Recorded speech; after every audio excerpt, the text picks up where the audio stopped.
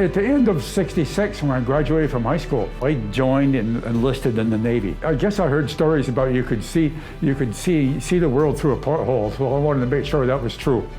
I boarded this ship as an aviation bosun's mate. We were trying to detect submarines in the Gulf of Tonkin. Vietnam was that was an ongoing thing. We were sending planes off all the time, and they were returning, and even the Air Force. We were ready to fight if we needed to. We had aircraft controllers that directed aircraft to one place and another. My job basically was spotting the aircraft driving one of those little tractors. Basically 12 hours on, 12 hours off. We would move the airplanes around and send them down below on one of the two elevators. I got a picture of me right there. I was standing in front of my little tractor. Yeah, I was in the V4 division.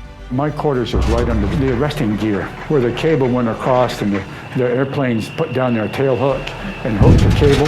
And then the arresting gear would slow them down and stop them. Tail hook was noisy when that thing hit the deck. And I could sleep through anything in those days. If you could imagine an airplane landing right above your head, it was very, very noisy. Oh, the food was excellent. I really enjoyed the food on ship. Those cooks, they really did a good job of cooking for the men on ship. And, I think they really fed us well. Towards the end of my stay here, I was in the fire department on the ship here. They taught us a lot about firefighting in boot camp, because that's one of the biggest things on a ship is destroying itself in a fire.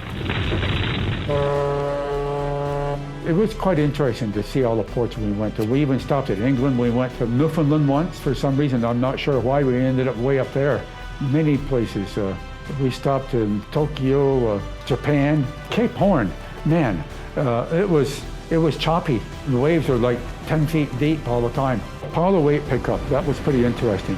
Our main agenda is getting as close as we could from when that capsule landed so we could be right there. The ship just had to turn one direction and we were at the space capsule to rescue it.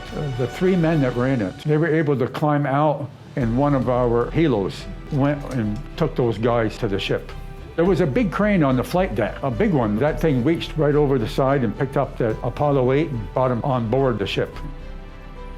If I had it to do over again, I think I would be a much better sailor.